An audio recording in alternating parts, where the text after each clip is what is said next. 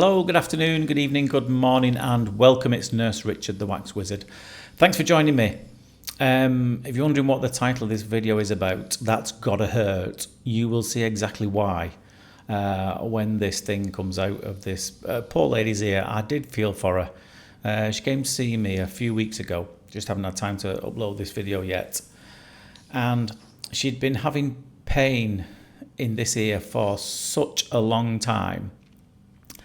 And she's always been extremely nervous to get it looked at, to get it sorted out, which happens to a lot of people. You know, a lot of people may have had bad experiences in the past with healthcare practitioners, or may have had something done before and it was painful, so they're just a bit scared to get it looked into. And that was certainly the case for this young lady. And as we were doing this, it was uncomfortable. Which, as unfortunately it sometimes can be, you will see the reason for that very clearly in a short time. But I'm doing all I possibly can to avoid it being uncomfortable and painful for this lady. But sometimes it is unavoidable, unfortunately. But like I said, the reason for that will become very clear quite shortly.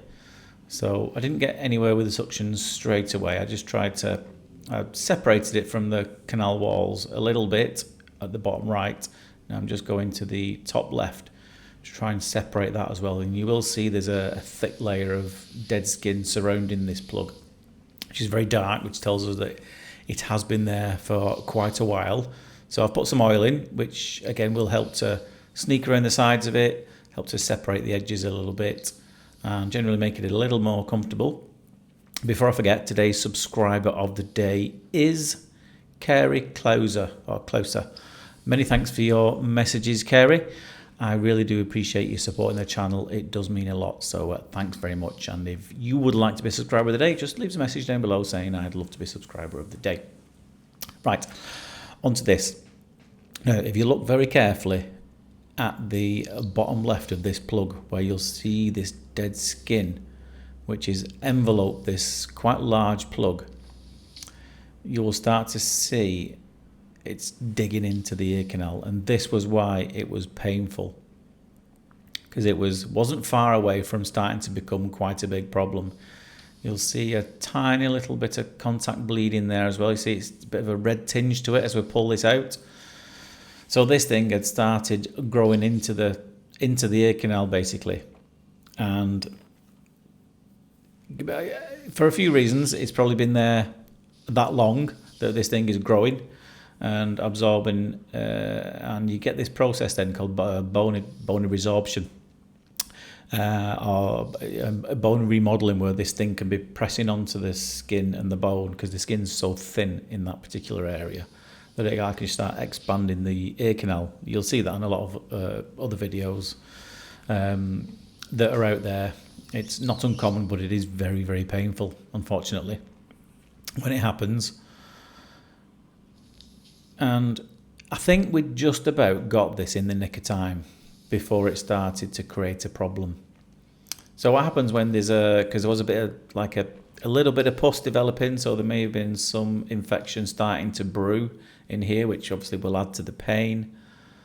But when you do get that, you get your body produces an inflammatory response, and part of that inflammatory response can be to produce osteoclasts, which are responsible for they can actually start to degrade their bone. So it can actually start, eating into the bone, and it will start degrading, and you can see these big holes in the ear basically. But I think we'd got this in the nick of time before it started doing that. So, but you can get a combination of that plus what you would call, there's a few words for it. If you think of a pressure wound, basically, it can be called avascular necrosis. There's a fancier word for it. And how that works is, if you imagine something is really pressing, excuse me, really pressing on the skin. Obviously under the skin you've got really, really small blood vessels, and when something's pressing that firmly for that long on the skin and on those blood vessels, it will trap and occlude those blood vessels. So therefore there's no fresh blood getting to that specific area. So because there's no fresh blood getting to that specific area, then the tissue that blood is, the tissue that's relying on that fresh blood supply to keep it alive will then die, necrose. So it's pressure necrosis. Hope that makes sense for you all anyway. And I believe that was probably starting to happen here. And again, another reason why it's extremely painful. But the pain was relieved almost instantly as soon as we separated this and pulled it out. So again, I'm just using the curette here to try and pull this forward. So I have seen a lot of part of my previous role as a community nurse, or district nurse as the old-fashioned term used to be, was to treat and hopefully try and prevent a lot of people who got pressure ulcers or pressure wounds, and you can literally get them anywhere, and the ear's no different. You can get them in some really weird and wonderful places. I think some of the strangest ones I've seen, which people always need to be mindful of, any healthcare professional. The most common place to get pressure sores is usually on the heel, the ankle, obviously on the sacrum, the tailbone, because these are the boniest parts of the body. But you can get them anywhere.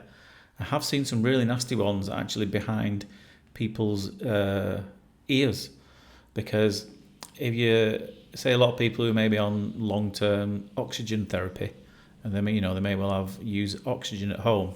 Obviously, you have the nasal cannula that goes in there, and the oxygen goes up there, and then they took the tube behind them. But because this tube is always there, and obviously the back part area there is quite thin, and the constant rubbing and pressure on there, I've seen some really nasty pressure wounds on these areas here. So any healthcare professional who works with patients who uses nasal cannulas that they hook over their ears, always check behind people's ears, because they are quite difficult to treat once you get one there. But yeah, I have seen, this is the area that I was talking about, and you can see it's a little mushier as well, which again, you might have been discharging a little bit of pus on that left hand side there, and I will try and just get rid of a little bit of soggy mushy skin there, and that will hopefully prevent some infection here. I think we did suggest that this lady gets some spray to calm down any irritation and potential infection in there as well, which I've asked a doctor to prescribe. You will notice in the top left, I think, just to the left of the tube there, see a little reddened area. So again, that's been irritated, and it's kind of like a little blood blister or a hematoma, if you will. And that was, again, all of the reasons why this was incredibly painful for her. And despite being nervous, we did get there in the end, and she was eventually glad that she came, despite it being a little bit uncomfortable. But as I said to her at the time, sometimes it's unavoidable. Some pain during procedures. So I'm just trying to really gently pull this away, and you can see a bit of a yellowy tinge to this and a bit of a mushier consistency to it. So if we'd have left that where it was, obviously the pain would have increased, and it would have broken down that tissue, broken down the skin. I don't think it has quite. And obviously you would have seen exposed bone as well at some point, and some remodelling of the ear canal. So I'm glad she came when she did, and so was she. So again, being really, really careful. I'm not going to get every little speck of that, but do you know what? Compared to what it looked like before, it's a result, if you ask me. Eardrum looks absolutely fine. Her other ear, not quite as full, but she did say this was a bit uncomfortable as well. That's kind of why I came away suddenly there, because she felt that as it was moving, because these plugs are firmer than you might think. So I put some oil in, and that will help to slide it out a bit more comfortably. And out it comes. You will notice on this ear as well, obviously all the surrounding skin is darker than you would expect from a lot of my videos. This lady was of Asian heritage. And because there are some differences in ears and earwax to do with the genes, but that's not often the case. It's more people from Eastern Asia who will have the really dry type of earwax, and this lady was from more west of Asia. So I'm going to get the hook in there because we can already see the ear canal in the distance there. So I'm trying to embed that into the bottom of this and hook it up there. Don't forget, if you have enjoyed this video, found it interesting, then please follow the channel. Make sure you're subscribed to the channel as well. I would really appreciate it. Every little helps. Every like, every share, every comment, they all help to grow the channel. And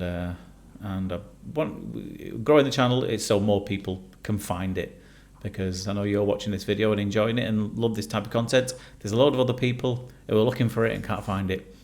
So it gives them a helping hand if you can click those buttons, that will get this video seen by more people, and we can find more weirdos out there, because there are so many more weirdos out there. So I've just gone back to the curette here.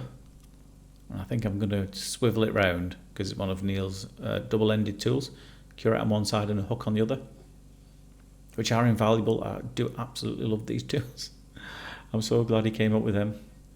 And just going to hook that out there. And I think this ear canal looks okay.